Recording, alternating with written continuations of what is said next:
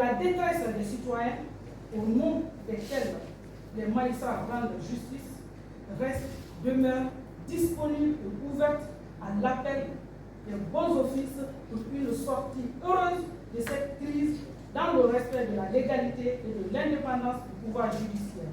C'est pourquoi elle demande 1.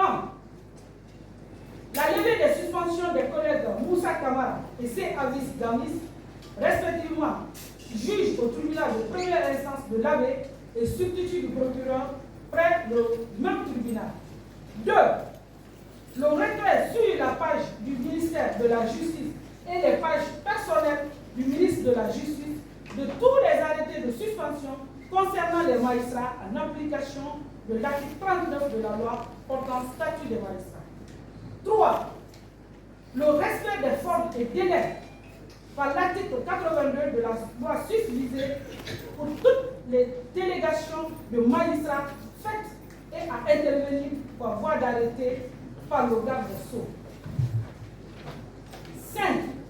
Le respect du principe de la présomption d'innocence, du contradictoire, du droit à la défense et de l'honneur des citoyens en général et des magistrats en particulier dans toutes les prises de parole et des décisions d'injonction de poursuite par le ministre de la Justice, conformément à l'article préliminaire alinéa 7 aux articles 8 et 37 du Code de procédure pénale. 5. Le rétablissement dans leurs droits. Les magistrats dont les dossiers ont été jugés par le Conseil supérieur de la magistrature s'ils ne sont reconnus coupables de fautes disciplinaires. 6. Prioriser la saisie du Conseil supérieur de la magistrature pour des faits de fautes disciplinaires à des suspensions systématiques conformément à l'article 38 de la loi portant statut des magistrats. 7. Le respect du droit de la défense des magistrats. Objet de plainte, notamment le respect des formes et délais de leur invitation dans la dignité absolue. 8. L'orientation des plaintes à des voies de recours en lieu et place des plaintes contre les magistrats, sauf fait avéré et grave. 10. Tenir compte des aléas du déplacement en invitant des magistrats loin de leur ressort en les prévenant à temps. 11. Éviter toute vindicte contre ceux qui soutiennent le mouvement de l'indépendance et la dignité des magistrats.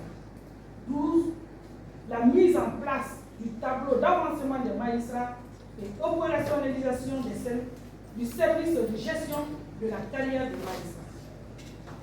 Pour terminer, l'Association des magistrats de Guinée rappelle qu'en tant qu'organe apolitique, elle n'a rien contre la personne du ministre de la Justice, encore moins contre les membres de son cabinet, et loin s'en faut, contre les autorités de la transition.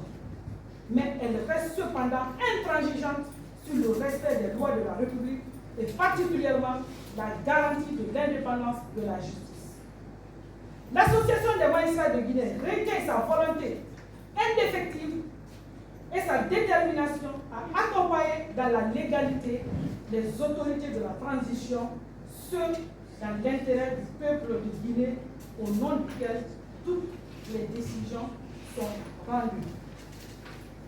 Enfin, l'Association des magistrats de Guinée demande que l'application des textes qui régissent les professions des magistrats en République de Guinée et ceux qui gouvernent le fonctionnement des cours et des tribunaux.